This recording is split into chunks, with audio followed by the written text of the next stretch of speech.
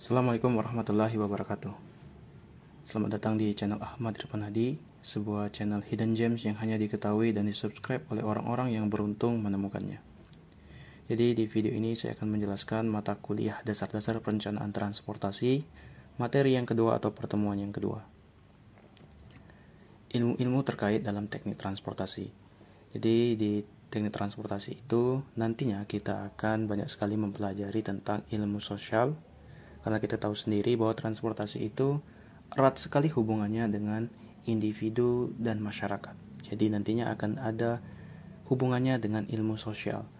Kedua adalah ilmu ekonomi. Tentu saja transportasi adalah moda utama dari sebuah kegiatan perputaran ataupun pertukaran ekonomi yang ada di dunia. Jadi nantinya di transportasi itu juga akan mempelajari tentang ekonomi. Yang ketiga adalah arsitek dan perencanaan wilayah. Tentu dalam perencanaan transportasi itu membutuhkan sekali ilmu arsitek dan perencanaan wilayah, karena dalam perencanaan transportasi nantinya untuk merencanakan sebuah andalalin, untuk menggambar geometri, untuk menggambarkan perkerasan jalan, itu membutuhkan seorang arsitek, membutuhkan seorang perencana wilayah untuk menggambarkan situasi dan kegiatan gambar-gambar lainnya mengenai perencanaan transportasi. Keempat ada ilmu sistem dan teknik. Ini adalah ilmu multidisiplin yang terdiri dari ilmu sistem dan ilmu teknik. Ilmu teknik mungkin sudah kita ketahui bahwa itu adalah ilmu rekayasa. Tentu saja transportasi ini sangat erat hubungannya dengan ilmu rekayasa dalam merencanakan traffic dan merencanakan perkerasan jalan. Sistem tentunya transportasi itu membutuhkan sebuah sistem agar dapat berjalan dengan sebagaimana mestinya. Tanpa sistem maka transportasi itu akan acak adul, tidak karuan mau kemana. Yang kelima adalah ilmu teknik sipil. Tentu saja transportasi itu sangat erat hubungannya dengan warga sipil. Itulah kenapa transportasi menjadi salah satu ilmu bidang keteknik sipilan. Yang keenam adalah matematika dan statistik. Tentunya dalam perencanaan transportasi itu nantinya membutuhkan perhitungan matematik dalam perencanaannya dan juga data-data statistik untuk merencanakan sebuah pemodelan transportasi. Yang terakhir adalah fisika. Tentu saja dalam ilmu keteknikan itu dasar ilmunya itu sebenarnya harus menguasai matematika dan fisika. Semua ilmu keteknikan termasuk teknik transportasi. Selanjutnya adalah perencanaan transportasi. Apa itu perencanaan transportasi? Perencanaan transportasi itu adalah ilmu-ilmu untuk mengetahui kondisi transportasi saat ini dan kondisi di masa yang akan datang, baik dengan skenario do nothing dan do something. Maksud dari skenario do nothing dan do something ini adalah do nothing ini adalah perencanaan transportasi yang dilakukan tanpa adanya penambahan kapasitas ruas jalan. Untuk do something itu sebaliknya, akan ada penambahan kapasitas ruas jalan. Jadi itu maksud dari skenario do nothing dan do something. Peran transportasi. Transportasi ini memiliki peranan di bidang ekonomi, bidang sosial, bidang politik, dan bidang lingkungan. Teman-teman bisa menonton atau mempelajarinya di video sebelumnya di materi dasar-dasar perencanaan transportasi materi yang pertama atau pertemuan yang pertama. Di video sebelumnya mengenai peranan-peranan transportasi di keempat bidang ini. Itu sudah saya jelaskan di video sebelumnya. Sistem transportasi di Indonesia. Jadi sistem transportasi di Indonesia itu nanti akan dibagi menjadi 3, yaitu tataran transportasi nasional, tataran transportasi wilayah, tataran transportasi lokal. Tataran transportasi nasional tentunya adalah tataran yang membimbing perencanaan transportasi di bidang nasional, untuk wilayah itu di bidang provinsi, dan untuk lokal itu di bidang kabupaten. Berikut ini adalah contoh untuk rencana jaringan kereta api di Indonesia untuk tataran transportasi nasional. Jadi dia ini adalah rencana yang skalanya itu skala nasional dari Sabang sampai Merauke. Sedangkan untuk tataran transportasi wilayah ini ada contohnya di Provinsi Daerah Istimewa Yogyakarta, yaitu rencana jaringan angkutan lintas barang di tahun 2018. Jadi dia ini cuman merencanakan jaringan, skalanya itu skala provinsi begitu. Jadi sistem transportasi di Indonesia ini dinaungi oleh Kementerian Perhubungan di Indonesia. Yang dibahas dari tataran transportasi nasional, tataran transportasi wilayah, tataran transportasi lokal ini, itu pada intinya ada dua ini, yaitu kondisi transportasi saat ini dan kondisi transportasi yang akan datang. Jadi dua yang dibahas. Berikut ini adalah moda transportasi. Moda transportasi ini adalah sarana transportasi, tempat berpijaknya sebuah transportasi. Itu dibagi menjadi tiga, yaitu transportasi darat, transportasi udara, dan transportasi air. Transportasi darat itu modanya itu berupa jalan, berupa rel, pipa, kabel. Tentunya pipa dan kabel ini tidak umum di Indonesia, yang umum bahkan di dunia. Yang umum itu adalah jalan dan rel, jalan rel. Untuk pipa ini, dia ini semacam pengiriman barang yang dilapisi kapsul atau gas yang dikirim menggunakan pipa ke perumahan ataupun ke industri-industri. Untuk kabel itu contohnya itu bisa kita lihat seperti ini.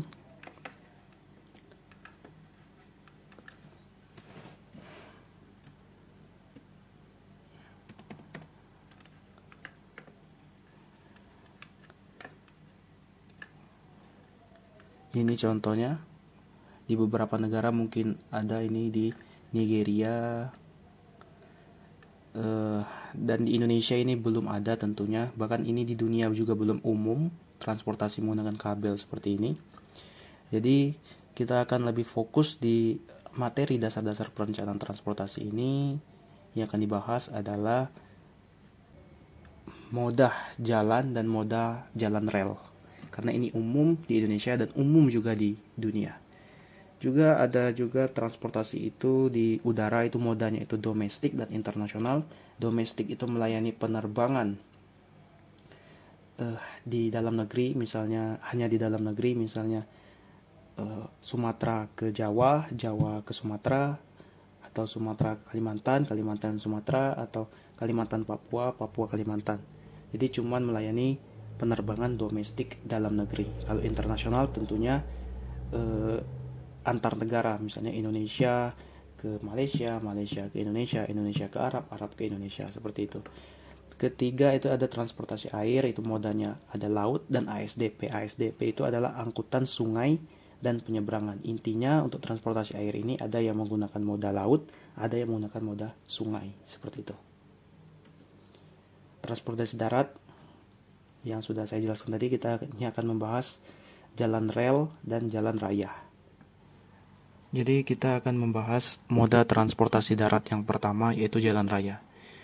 Kita mulai dari sejarahnya. Jadi jalan raya itu dipercaya dari awal peradaban manusia itu sudah ada, karena manusia itu dari awal itu sudah mempunyai alat transportasi yang paling primitif, yaitu kaki. Kalau dari awal kita sudah mempunyai alat transportasi, tentunya kita sudah mempunyai moda. Dipercaya dulu dari awal peradaban manusia itu sudah ada jalan raya, tapi belum berbentuk perkerasan, hanya berbentuk tanah yang dibuatkan lintasan untuk tempat kita berjalan, untuk tempat orang-orang zaman itu berjalan. Kalau berdasarkan tahun, perkerasan pertama kali dibuat atau ditemukan itu di Mesopotamia, di sebuah daerah di Irak di tahun 3500 sebelum Masehi. Untuk di tahun 1756 sampai 1836 itu struktur perkerasan pertama yaitu adalah perkerasan macadam yang ditemukan oleh John McAdam. Perkerasan macadam itu mungkin teman-teman bingung seperti apa. Perkerasan macadam itu adalah perkerasan yang seperti ini, yaitu perkerasan yang terdiri dari lapisan batu pecah atau kerikil yang dipadatkan dan diratakan untuk membentuk permukaan jalan, lalu dilapisi oleh aspal, disiram oleh aspal. Bentuknya seperti ini. Jadi belum ada lapisan AC base, ACWC, ACBC kayak gitu. Cuman batu pecah atau kerikil diratakan lalu disiram oleh aspal. Ini jalan-jalan pekerasan seperti ini biasanya ditemukan di daerah-daerah terpencil, daerah-daerah pedesaan.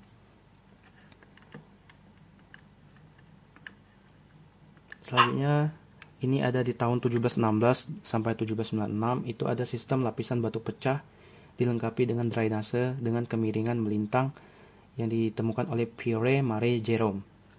Jadi teman-teman bisa memvisualisasikannya. Jadi ada batu pecah yang sudah dilengkapi drainase di sampingnya, terus jalannya itu sudah ada kemiringan melintang sehingga ketika hujan air-airnya itu mengalir ke drainase. Terus di tahun 1757 sampai 1834 itu ada perkerasan yang terdiri dari batu pecah yang disusun tegak, yang ditutupi dengan batu-batu kecil untuk menutupi pori-pori dan meratakan permukaannya. Jadi ada batu pecah yang disusun secara tegak, terus selah-selahnya itu, pori-porinya itu yang ada ditutupi oleh batu-batu kecil sehingga dia menjadi rata. Itu ditemukan oleh John Telford pada tahun 1757 sampai 1834. Itu sejarah singkat mengenai jalan raya. Terus ada juga struktur pekerasan. Struktur pekerasan yang kita kenal di zaman sekarang itu ada 3, yaitu ada pekerasan lentur, ada pekerasan kaku, ada pekerasan komposit. Pekerasan lentur, jalan-jalan yang sering sekali kita lalui sekarang, yaitu jalan aspal, itu terdiri dari 3 struktur, yaitu AC base, ACBC, dan ACWC. Untuk pekerasan kaku itu rigid pavement itu biasanya kita temukan di jalan-jalan tol. Lapisannya itu berupa beton, baik itu dengan tulangan ataupun tidak menggunakan tulangan. Kalau menggunakan tulangan tentunya dia akan semakin kuat jalannya. Ini dia menggunakan beton biasanya di jalan-jalan tol. Terus ada pekerasan komposit. Pekerasan komposit ini adalah gabungan dari pekerasan lentur dan pekerasan kaku. Jadi dia ada aspalnya, ada juga betonnya, begitu. Ini akan dipelajari lebih dalam di kuliah badan pekerasan jalan. Itu nanti juga akan ada praktikumnya untuk mengetes kekuatan dari material pekerasan lentur, pekerasan kaku, dan pekerasan komposit. Moda transportasi darat yang kedua adalah jalan rel. Kita bahas tentang histori atau sejarah singkatnya terlebih dahulu. Jadi, jalan rel itu pertama kali dimulai pada tahun 1630 di Inggris akibat dari pemikiran memperbaiki jalan untuk pertambangan batu bara di Beaumont, salah satu daerah di Inggris yang semula menggunakan kereta kuda. Terus karena kereta kuda ini mudah rusak atau lekas rusak, kemudian diperbaiki dengan balok-balok kayu, lalu berkembang dengan dilapisi besi, akhirnya berubah menjadi besi utuh dengan bentuk yang mengalami perubahan.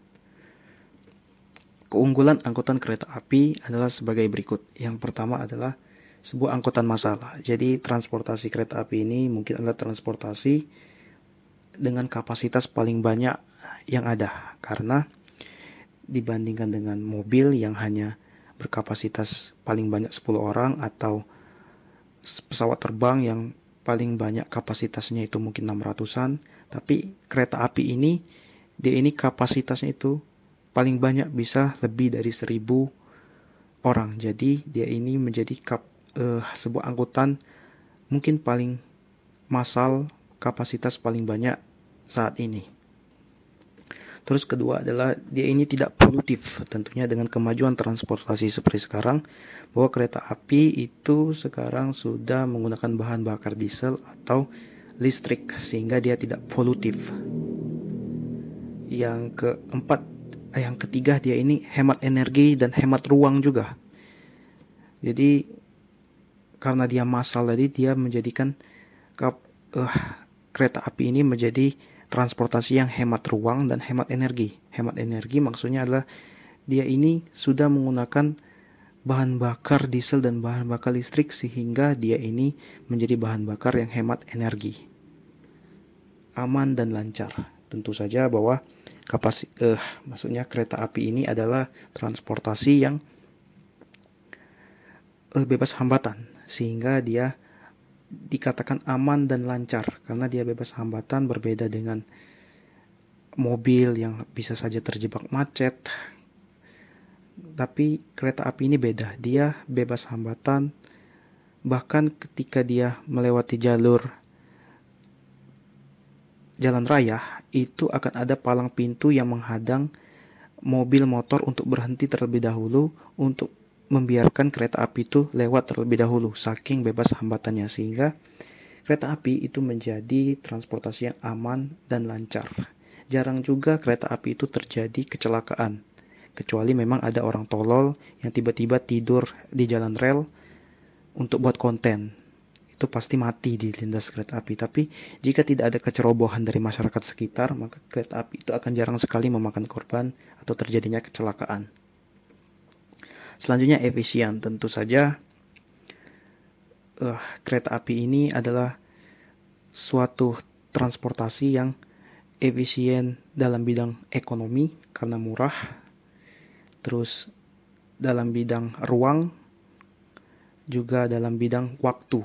Tentunya di Pulau Jawa itu dengan kereta api itu mungkin satu hari kita bisa mengelilingi Pulau Jawa dengan menggunakan kereta api, karena cepat tadi, hemat waktu jadinya. Hemat ekonomi juga karena murah, hemat ruang juga karena bisa banyak orang masuk di sana. Jadi itu keunggulan dari angkutan kereta api. Klasifikasi jalan rel. Jadi jalan rel ini dapat diklasifikasikan berdasarkan lebar sepur, terus kecepatan maksimum yang diizinkan, kelandaian, jumlah jalur, kelas jalan rel. Berikut ini adalah standar jalan rel di Indonesia. Ada 5 kelas, dibedakan menjadi 5 kelas dengan standar-standar yang telah ditetapkan. Kalau kelas 1 harus begini, kalau kelas 2 harus begini, begitu juga dengan seterusnya. Ini dapat dilihat di tabel ini. Terus ada ruang bebas. Ruang bebas itu adalah ruang di atas sepur yang harus bebas rintangan dan halangan sehingga dapat dilalui kereta api dengan aman. Ada juga ruang bangun. Ruang bangun adalah ruang sisi sepur yang harus selalu bebas dari semua bangunan tetap seperti pagar, tiang listrik, tiang rambu, tiang sinyal elektris, dan lain-lain. Berikut inilah struktur jalan rel. Ada struktur bagian atas, ada struktur bagian bawah. Struktur bagian atas itu yaitu rel, bantalan, penambat, balas, konstruksi perlintasan, dan wesel. Untuk struktur bagian bawah itu ada subbalas, ada badan jalan, ada drainase, ada konstruksi pelindung lereng, ada pangkalan jembatan dan pilar, ada patok-patok, batas, dan tanda. Ini adalah gambaran visual langsung di lapangan bangunan atas kereta api. Ini adalah rel, ada juga bantalan, ada juga penambat, ada juga balas, ada wesel atau lintasan rel yang bercabang, ada juga perlintasan kereta api yang melewati jalan raya. Itu akan ada palang pintu. Apabila kereta api ingin lewat, itu palang pintu akan ditutup supaya tidak terjadi kecelakaan. Ini juga ada bagian bawah, visualisasi bagian bawah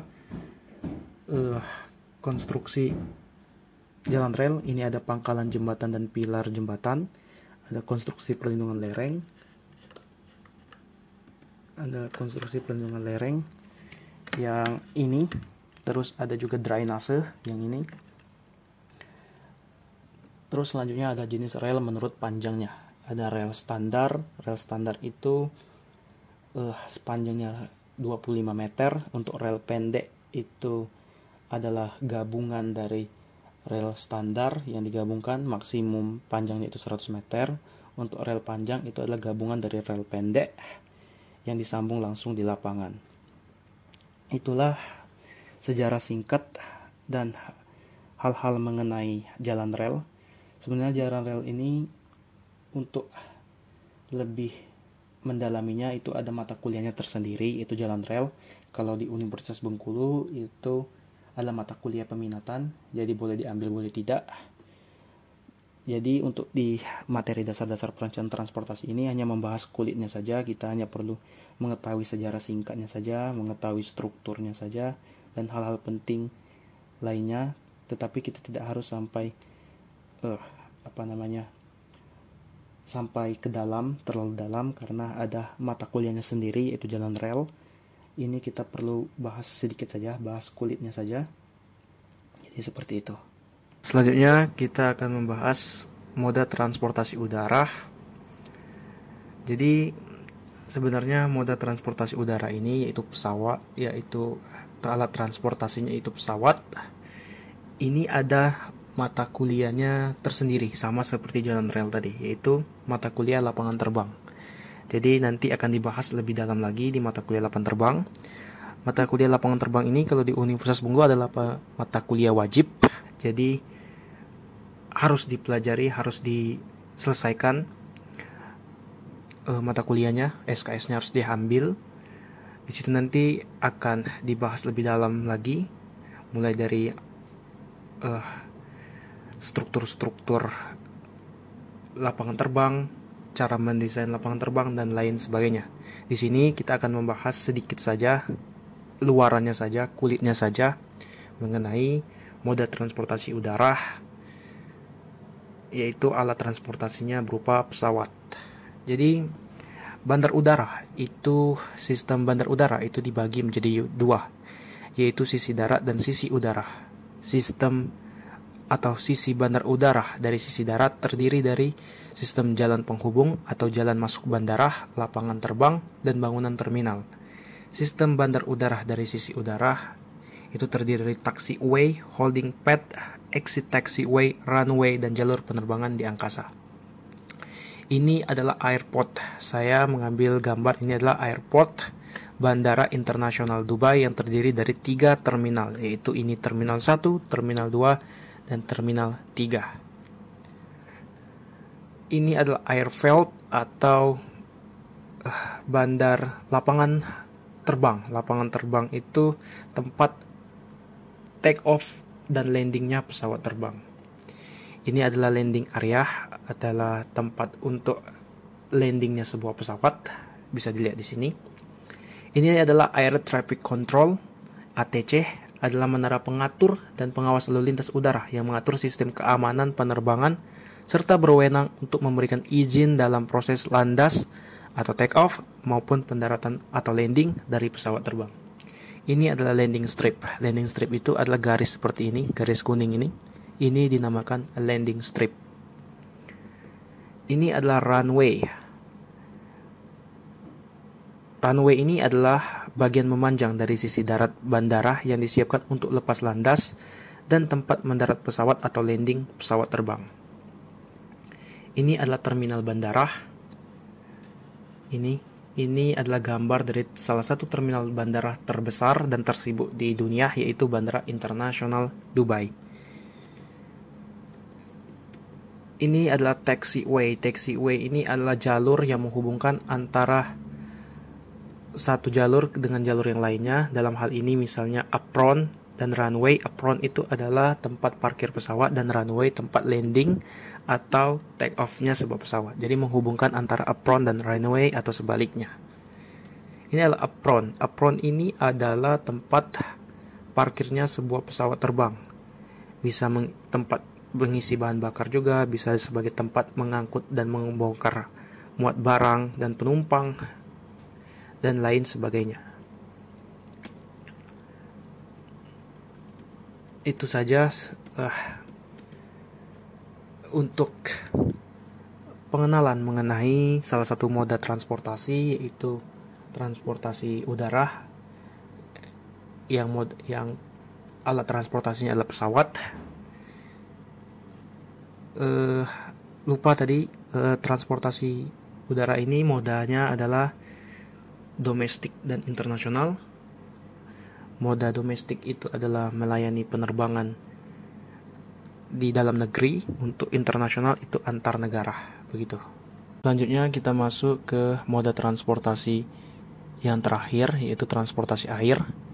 Intinya, moda transportasi air itu ada dua. Ada yang di sungai dan ada yang di laut. Yang di sungai itu sering disebut dengan angkutan sungai dan penyeberangan atau ASDP. Berikut ini adalah hal-hal yang ada di transportasi air, yaitu ada pelabuhan. Pelabuhan itu dapat diklasifikasikan berdasarkan 1. Segi penyelenggaraan, segi fungsi, segi penggunaan, dan segi letak geografis.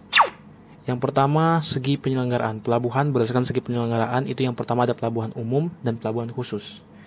Untuk pelabuhan berdasarkan segi pengusahaan itu ada pelabuhan yang diusahakan dan pelabuhan yang tidak diusahakan. Selanjutnya ada pelabuhan berdasarkan segi fungsi. Itu ada pelabuhan laut dan pelabuhan pantai. Selanjutnya juga ada pelabuhan berdasarkan segi penggunaan. Ada pelabuhan ikan, ada pelabuhan minyak, ada pelabuhan barang, ada pelabuhan penumpang, ada pelabuhan campuran, dan ada pelabuhan militer.